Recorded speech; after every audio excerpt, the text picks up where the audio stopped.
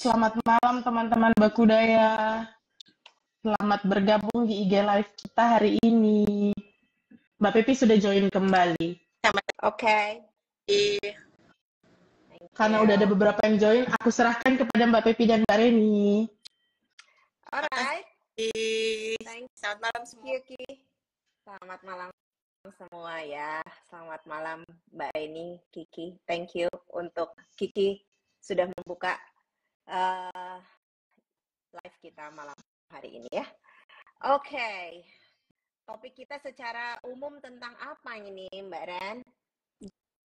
Judulnya sih Green Talent. Apakah kita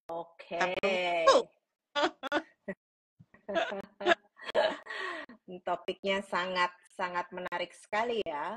Kalau udah dengar green biasanya kaitannya dengan sustainability. Betul demikian? Betul. Alright. Terus gimana kita mau langsung invite saja speaker kita malam hari ini? Coba dikenalkan dulu speakernya. Oke. Siapakah dia? Siapa dia? Berasa Sudah join. Wih, hebat banget ini. Bisa ada apa? Berapa nih? Berempat. Man, ngeliatnya jangan gitu, segitu amat dong, ketahuan kan ya. Kenapa agak ini ya, agak. Oke, Man. Sinyal lancar, Man, di situ, Man. Jadi speaker malam ini kami bertiga biasa memanggilnya dengan Om Hafe. Yang berbeda-beda ya. Kiki biasanya panggil Henry Om Hafe. Dan Om.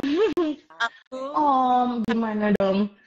Bapak Henry Vinayoko ini adalah dulu waktu di perusahaan lama mentor, masih jadi mentor, aku biasa panggil dengan sebutan Babe. Tetapi malam ini astaga, untung gua nggak jadi Benyamin ya. Kakak Henry. Selamat pagi kakak, selamat malam. Malam ini berubah menjadi kakak ya. Iya. Cuman aja wondering kenapa nggak muncul suaranya. Tapi suara kamu kita dengar muncul di kita, jelas banget. Iya. Ya udah pakai ini aja, nggak usah kedengeran juga kok. Yes. Backgroundnya Om Hafe kayak ini ya, background yang ditempel padahal bukan. Oh itu asli. Iya, ini ditempel. Ini baru beli ini di Indeks. Asli banget. Oh iya. Virtual background. Percaya banget, percaya. Gue masih penasaran kenapa headset gue nggak jalan ya. Aduh. Kadang-kadang mungkin lowbat Om. Begitu. Nggak, udah dicas.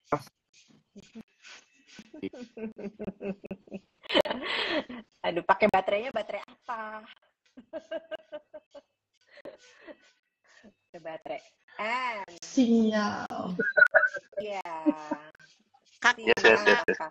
Gimana? Ada yang bisa sinyal gimana? Switching lagi. Iya. Kamu bisa dengar suara kita nggak, Kakak Hafe? Dan dia berputar. Oke.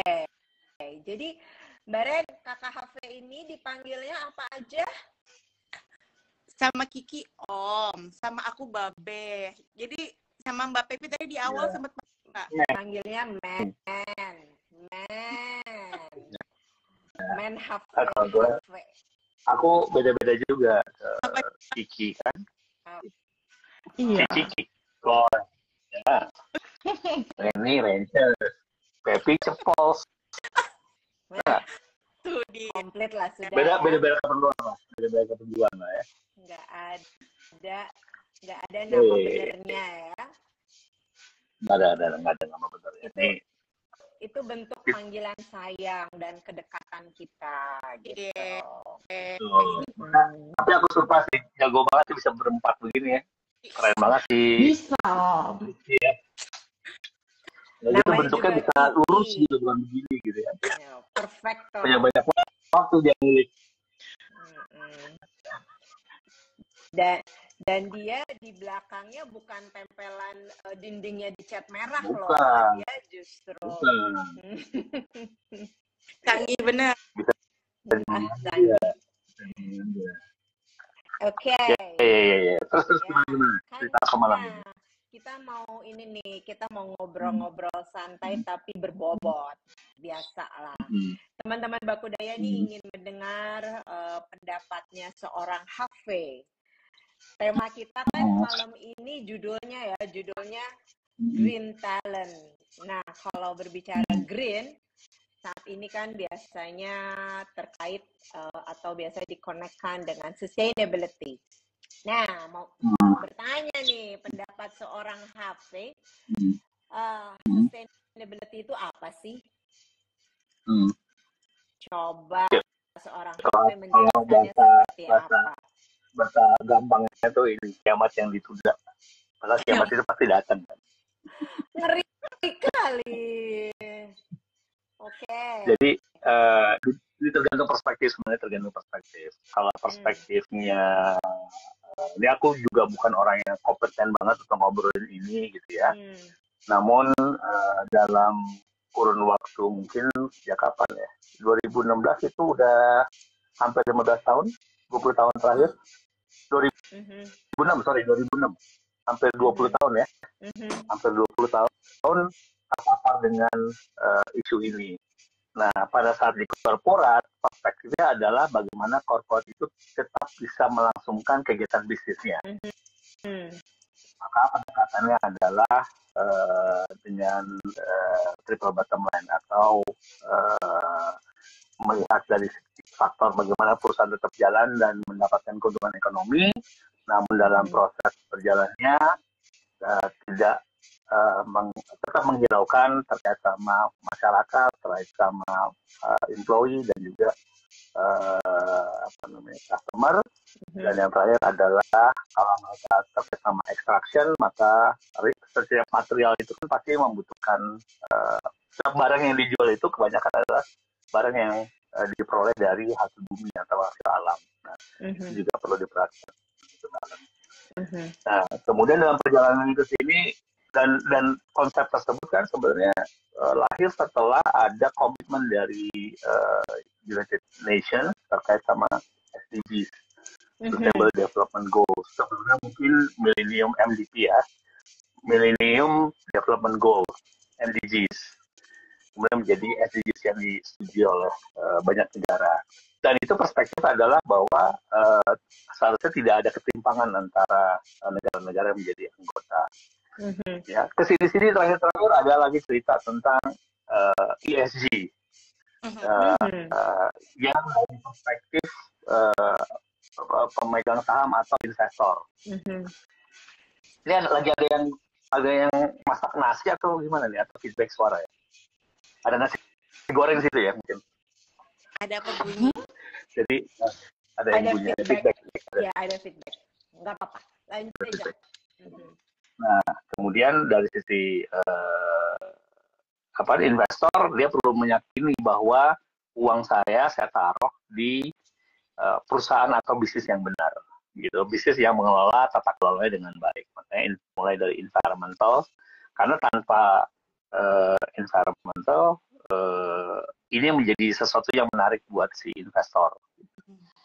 Kemudian ada lagi, waktu itu saya ngobrol sama Pepi deh terkait sama apa ya, hampir mirip lah sebenarnya. Hardline, sorry. HPP terkait sama habis ESG itu ada satu lagi yang apa, protections gitu, border protections atau do you remember that? Biasa suka disebut yang palingan kan 3P. Planet, 3P, people, profit. Ya, Kemudian lebih itu. bottom line.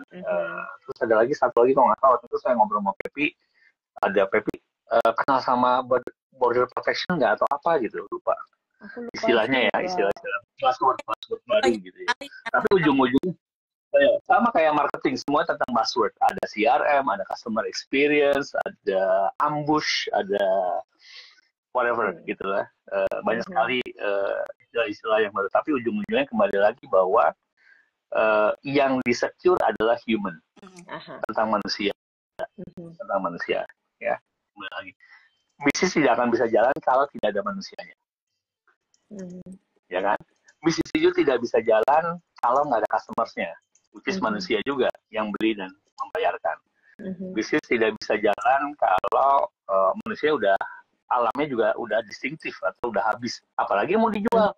Kecuali kita kayaknya mesti recycle kertas ini, kalau mau kertas harus recycle, atau mau bikin speaker ini udah nggak ada lagi gitu ya, bahan plastiknya karena berkaitan sama hasil bumi. Nah, itu bisnis punya, dari sisi perspektif bisnis punya kekhawatiran bagaimana saya melanjutkan bisnis ini ya. Dan investor punya kekhawatiran, saya kok taruh uang, menanam saham di satu perusahaan, tapi perusahaannya sudah kehabisan resources, gimana ya? Gitu ya. Dan Perserikatan Bangsa-Bangsa berbicara tentang ada ketimpangan antara North and South gitu. Maka ada kerjasama South and South atau North and North atau West and East. Maka ada G7, G8, G20 dan seterusnya.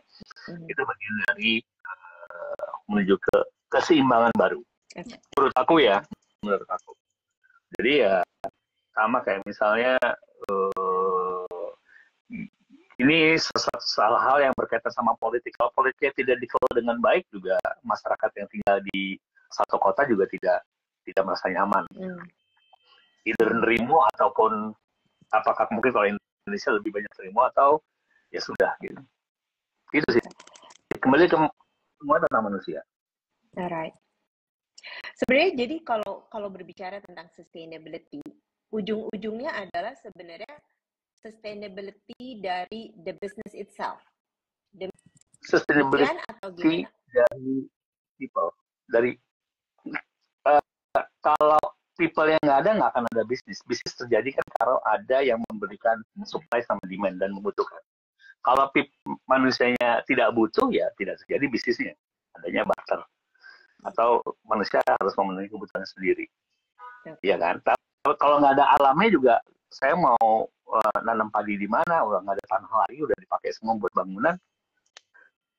Ya. Atau kita mesti esensinya manusia. Esensinya adalah manusia dari sustainability. Oke. Exactly. Mau kita bicara tentang elektrifikasi atau energy transition, yang disasar siapa? Manusia juga. Karena untuk mendapatkan alam yang udaranya segar, maka combusting CO2 harus dikurangi. Walaupun ada side-side yang lain ya, misalnya kalau kasus Indonesia mungkin kita perlu energy transition karena kita adalah net importer dari minyak bumi. Dan kita harus mensubsidi dari minyak yang kita bakar tersebut untuk melakukan transportasi mobilisasi. Kenapa nggak kita menggunakan internal resources saja, which is listrik yang pembangkitnya dari batu bara yang resource-nya ada di Indonesia misalnya, bukan importing. Jadi sisi ekonominya dapat, sisi non-ekonomikalnya dapat, tetap human-nya juga. Alright, thank you. Begitu. Nggak bisa, itu elevator speech ya, susah. Ya, dalam kali kakak nih. Ya. Oke. Bisa saya main elevator. Jadi tadi udah masuk ke people nih. Beren? Beren, Iya. Mau menambahkan sesuatu enggak? Dari yang diceritakan oleh kakak Henry, aku mau slip terus bilang Babe. Balik-balik berarti kan si 3 hal tersebut gitu ya, dari bisnis ke profit, people, kemudian juga tentang environment gitu, ke planetnya gitu ya, Be. Tiga ini gitu ya. The most stable form. Oke. Nah, kalau ngomongin sesuai judulnya green talent gitu. Gimana tadi Babe kan bilang bahwa people tuh sangat penting sekali karena lagi-lagi menjalankan adalah people-nya. Nah, kalau kita mau jadi green talent secara individu, kita bisa mulai dari mana untuk promote sustainability? Mulai ngerti dulu aja sustainability itu apa. Kembali lagi kan, harus mulai ngerti juga. Wah, ada Takasui. Gitu. Takasui. Ngeri loh. Takasui ngeri. Kembali ke mulai dari mengerti dulu kenapa kita harus sustain. Kenapa kita harus berkelanjutan. Walaupun manusia ada time span-nya ya, tapi manusia itu pasti selalu mencari kenyamanan. Sama kayak customer selalu mencari kenyamanan. Nah, kalau bisnis tidak akan terjadi tadi kalau nggak ada manusianya. Bisnis juga tidak bisa menjalankan bisnisnya kalau tidak ada manusianya. Bisnis juga tidak bisa ada yang bisa transaksikan kalau tidak ada material yang bisa diekstrak. Yang mengekstrak siapa? Kembali lagi human. Dan kenapa bisnis itu terjadi adalah untuk humannya nyaman kan. Ada AC untuk humannya nyaman, ada mobil untuk humannya nyaman. Kembali ke human. Tapi kalau mau mulai dari mana ya tahu dulu. Harus tahu. Kenapa saya harus sustain? Kenapa saya harus melakukan ini? Kenapa? Why? Why me? Why you? Ingat ya.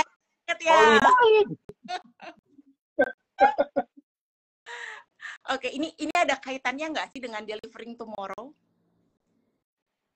Ada. Jadi gara-gara brainwash yang luar biasa dari Mr. Y, makanya harus delivering tomorrow for today. Ya. Kalau ditanya aku gelisah. Saya pernah dapat satu buku report dari Swedia. Jadi Swedia City itu punya sustainability report. Kotanya punya namanya Stockholm Sustainability Report. Dan panduannya menggunakan GRI itu Global Reporting Index. Jadi apa yang harus dipenuhi, parameter apa yang sudah dipenuhi, segala macam itu berdasarkan panduan dari GRI. Nah, satu kota aja melakukan tata laksana pengelolaan kotanya sudah mengikuti arah ke sana. Dan ini salah satu yang sangat saya iri adalah misalnya pedestrian.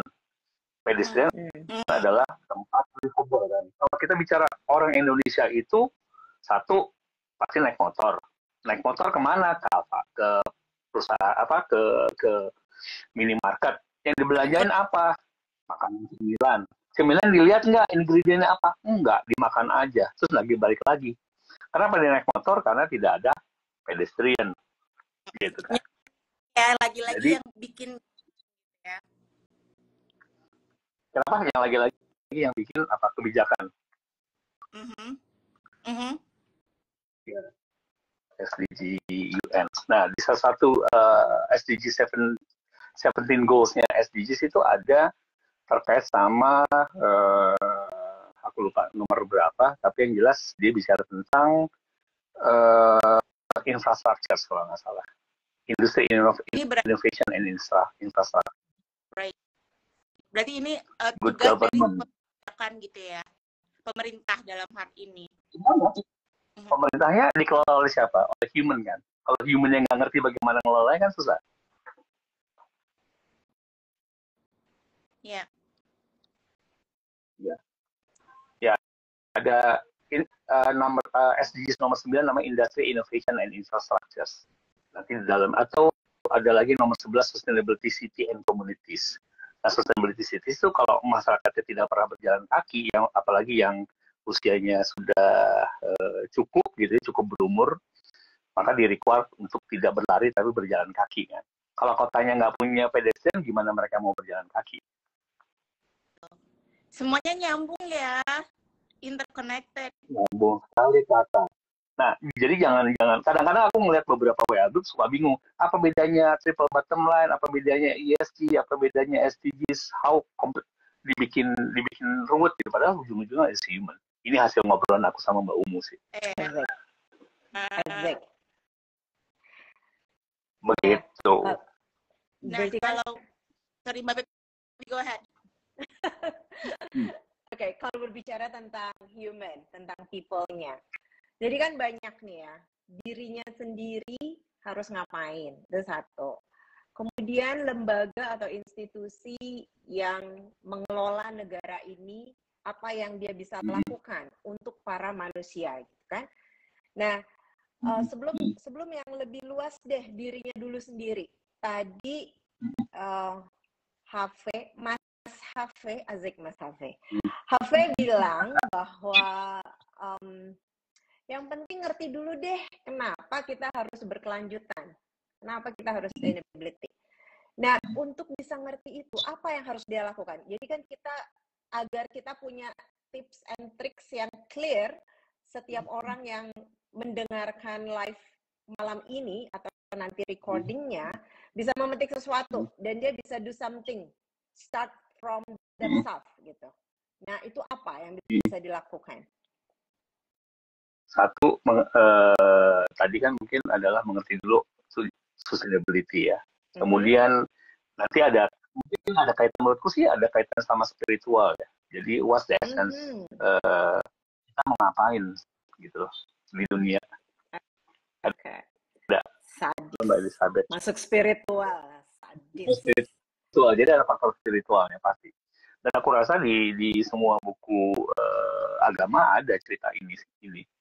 Cerita tentang SDGs ini ada semua, bagaimana harus sepadan, harus balance, harus bahkan cerita tentang bagaimana manusia harus menjaga alam itu ada di surah, kalau nggak salah surah An-Nisa, tinggal dilihat di Quran ada itu. Tinggal bagaimana kita membacanya dengan baik, bukan menghafalnya tapi membacanya.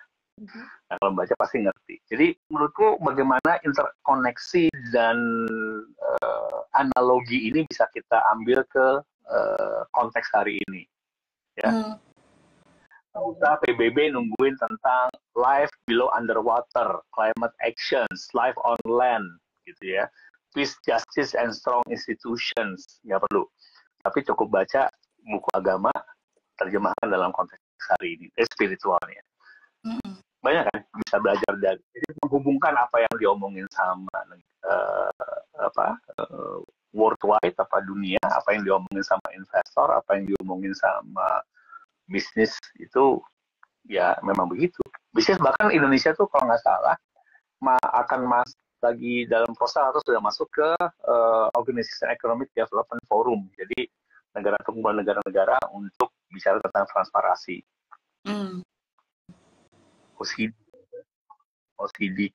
OECD countries, kalau nggak salah ya. OECD country. Jadi Organization for Economic Cooperation and Development. Nah, di sana ada aims-nya. Ya, aims-nya adalah how we doing business penuh integritas. Tidak lagi bicara ordal, tidak lagi bicara kickback, kita lagi tidak bicara, kalau di corporate kan, di multinational corporate pasti ada namanya ABCD, anti bribery corruption directive gitu misalnya. Tapi kalau nggak kickback, nggak goal bisnisnya kan bisa. 38 negara Indonesia satunya.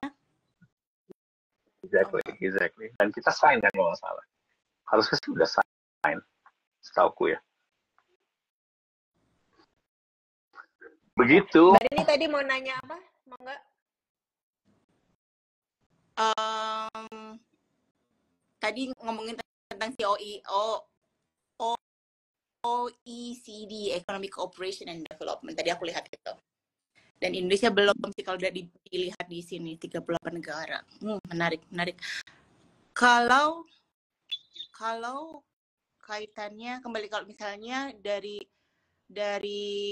sisi organisasi, kaitannya dengan customer gimana? Bagaimana mereka bisa, apakah mempengaruhi customer ataukah berinteraksi dengan customer sehingga sustainable work relations? Oke, dari sisi perspektif bisnis, atau Indonesia itu adalah accession candidate countries for OECD, ya. Selain Argentina, Brazil, Bulgaria, Kroasia, Peru, Rumania, dan Thailand di OECD. Nah, customer itu gimana dari perspektif social? Karena customer itu adalah sisi socialsnya kan. Kalau nggak ada customer, kira-kira bisnis bisa running nggak? Nggak bisa, gitu kan? Kalau nggak ada customer, nggak bisa. Kalau nggak ada orang yang menjual, nggak bisa. Kalau nggak ada orang yang membeli, juga nggak akan bisa bisnis itu berjalan. Duitnya bisnis itu dapat dari mana sih? Dari customers. Investor itu baru mau bisa menanamkan investmentnya kalau there are customers, kalau bisnisnya growth. Kalau bisnisnya growth, bisnis yang sucking gitu, ke shrinking gitu, nggak akan mau juga investor taruh duit gitu. Kalau kita jualan PowerPoint aja tanpa ada customers, ya mungkin jadi angel investor, tapi berapa lama habis itu dia where's my money kan. Nah, jadi customer itu kadang-kadang suka lupa. Suka kita lupa sibuk gimana coba sama dielaborate. environment ya. Suka lupa gimana coba dielaborate biar jelas. Lupa, kembali lagi, customer adalah manusianya. Kita seringkali cuma, ini mungkin karena environment tuh is a sexy things kan. Jadi, tapi kalau customer yang nggak ada yang pakai PLTS juga,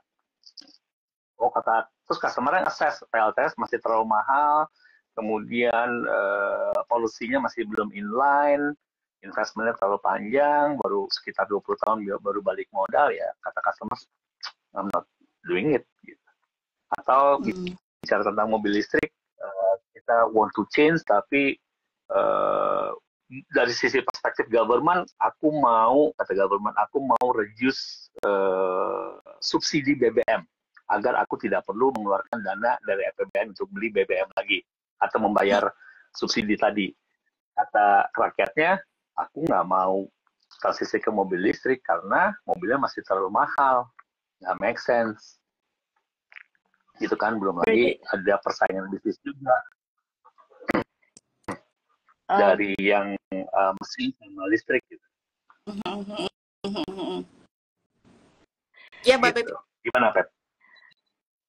Jadi, in summary, menurut seorang Henry Wienayoko, manusia Indonesia dikaitkan dengan sustainability saat ini seperti apa? Wah, sayangnya mungkin itu menjadi bagian yang menarik untuk bicara tentang riset ya. Jadi bisa aja kita tahu where are we kan. Aku nggak punya datanya ya. Where are we in terms of sustainability? Yes. Untuk kita move kan kita harus tahu where are we, sehingga kita tahu kita sebenarnya bergerak atau tidak bergerak, indeksnya mana, seberapa jauh kita. Yang aku lihat saat ini sih, yang aku baca-baca baru inisiatif-inisiatifnya aja, banyak inisiatif A, inisiatif B, inisiatif C gitu ya. Tapi kita dari mana ke mana nih? Udah tahu belum gitu? Ya. Dan saat ini implementasinya pun seperti apa? Apakah hanya untuk mengejar just do a check mark untuk beberapa hal, or what do you think? Kalau dari aku nggak tahu ya. Kalau mau bicara, kadang-kadang mungkin kita harus bicara jujur kepada aku, sangat rasional gitu. Aku ngeliat bicara jujur aja. Where are our pedestrian? Atau kebetulan mungkin anakku masih sekolah SD kelas 1 gitu, mungkin belum diajarin. Tapi kalau Pepi lihat di Singapura itu sudah mulai diperkenalkan terkait sama circular economic, bagi mereka, bagaimana mereka menanam makanannya sendiri di sekolah, memakan makan siang gratis itu dari sekolah, dan bahan dari sekolahnya juga gitu ya. Dan mereka belajar tentang dari mana asalnya makananku. Okay. Nah, itu diajarin dari SD gitu. 3 kelas 4, kelas 5, kelas 6. Nah, aku nggak tahu kurikulum kita apakah sudah mengcover dari sana. Nah, kembali lagi, bicara manusia harus bicara dari investment manusia kan. Nggak mungkin kita mendapatkan juara kalau kita tidak investing in people. Yeah, true. Alright. Hi, Eben. Ada Eben. Hey. Hi, Eben. Tamunan. Thank you, Eben, sudah mampir. Setuju. Oke, Eben. Yes. Perfecto. Komen aja. Kenapa? Ya dong. Kiki gimana? Masih ada waktu or sudah habis waktu kita? Kiki, nggak bisa ada satu sedikit gimana? Mungkin Kiki ada pertanyaan. Enggak, Om. Terima kasih. Sebenarnya ini waktunya udah sangat lewat, mendekati waktu-waktu orang udah pada nguap ya, tapi karena masih seru. Gimana, Mbak? Oke, Mbak Reni masih ada pertanyaan buat Om Hafe, buat Babeh? Mungkin jika ada satu kalimat yang Babeh bisa berikan kepada the next generations, what would it be? Delivering tomorrow. Asik. Delivering what? Delivering tomorrow. Nah, what's the song that you alive kan? Pasti kan kita selalu ngomongin buat anak cucu kita kan, kita bicara tentang tomorrow. That is delivering tomorrow ya. That's delivering tomorrow. Okay, alright. Thank you. Okay, sip. 30 menit Rasa, nggak cukup ngobrol sama Hafiz. yes. Mungkin nanti bisa Agak kita gua Lanjutkan di webinar. yes. Kiki mulai. Can be. Jadi kalau aku lihat tadi dari pembicaraan kita, poin-poin yang bisa kita jadi key takeaway-nya adalah bahwa esensi dari sustainability adalah manusia. That is one thing. Itu dari esensi dari semuanya.